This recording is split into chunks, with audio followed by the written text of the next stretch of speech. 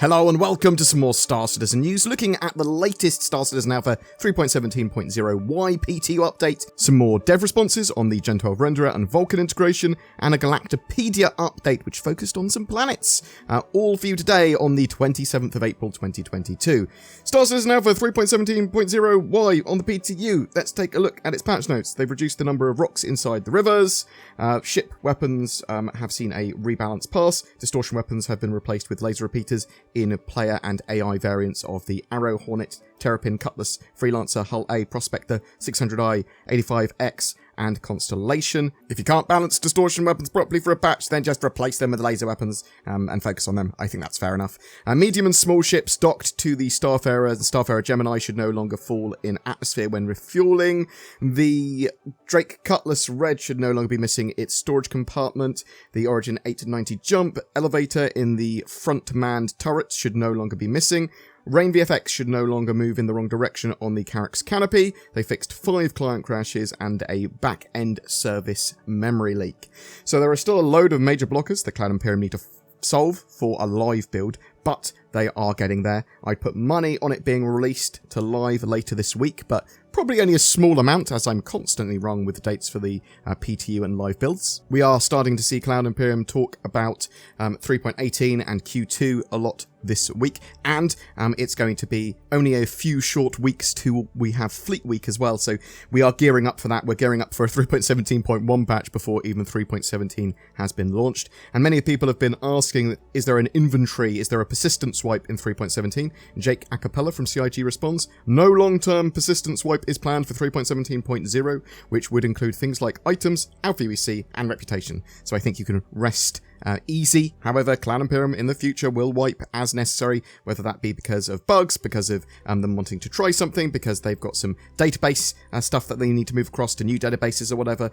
Bear that in mind. Some more dev responses now. A user has noticed one of his CPU threads at 100% for a few minutes in the last few 3.17 PTU builds and wanted to know if it's shader compiling or part of the Gen 12 transition that this is happening. Is it a bug? CIG's Ali Brown responds, it's impossible for me to say for sure what is running on that CPU from the information here, but yes, it's quite likely to be shader compilation. This can be either on our end, in which case you'd see this in the log, or it can be at the driver level where it decides to compile specialized versions of each shader in an attempt to improve performance, for which we have no way to know when this is happening. This is not directly related to Gen 12, however, once we move to Vulkan, we will be able to be in greater control of the shader compilation, and one possibility here is to look into offline compiling, e.g. in the main menu, but this is quite a complex topic, especially for a game with as much diverse content as ours. We are looking to investigate approaches that may reduce the number of shaders we need by relying on more configurable branching shaders. There was another question asking about the expected impact of Vulkan on multi-core performance. Again, Ali Brown responded, in general, we're increasing seeing better scaling over many cores, but overall frame rate is usually limited by the remaining single or threaded work on our main thread. We're already at the point with Gen 12 where the renderer thread is usually no longer a bottleneck, and while improvements there will ease the overall load on the system, which can help the main thread run faster, we're going to see the biggest gains from removing parallelization that main thread work.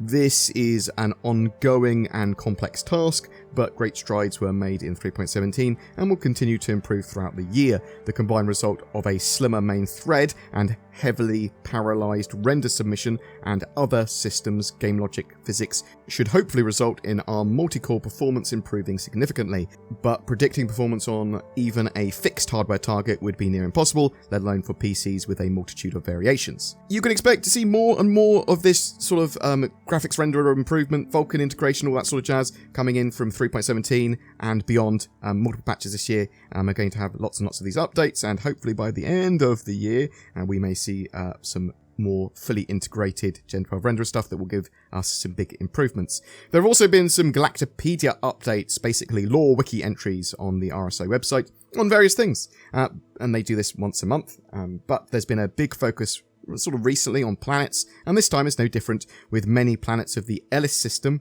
being a focus this time, and the actual Ellis system entry being updated. The Ellis system is a planetary system located in the United Empire of Earth, UEE, that consists of 13 planets, 1 asteroid belt, and 1 F-type main sequence star, most famously home to annual spacecraft race the Murray Cup. Its 3 habitable planets are all centres of tourism or scientific interest in their own right. Ellis is also a main thoroughfare for commercial travel and long-haul transportation of resources to and from Sol and Terra systems. Lines to land at many rest stop stations orbiting the planet Walleye, Ellis 9, can be hours long during the Murray Cup season. I'm really interested to see systems like their system that are going to be in between. As they said, Terra and Sol, they're sort of like another major hub location for travel, probably very, very safe, but a lot of commerce, trade, and activity going on there. There is also a Mysk Expanse Q&A that's just recently come out. I've already got a video up on that talking about the Mysk Expanse in a lot of detail, but also that Q&A and a breakdown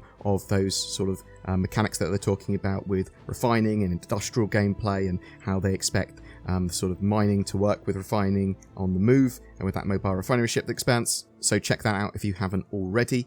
What do you think, though? I'm really interested to know your thoughts on Alpha 3.17. Have you been playing in the PTU? Has it been fun? Has it been good? Are you having too many bugs and you can't play? What bugs do you think they need to solve for a live build, and do you expect to see the live build by the end of this week? Are you happy that there's not going to be an inventory or persistence wipe with 3.17, or do you actually hope that there's going to be a wipe because you want to be on level pegging with people, or you like to start again from scratch? Are you excited for the Gen 12 renderer and Vulkan integration that's coming from patch to patch? And does it fill you full of fear or joy that a dev was talking about trying to integrate VR after they have Vulkan fully integrated? Do you go, no, don't try and do that, that's madness?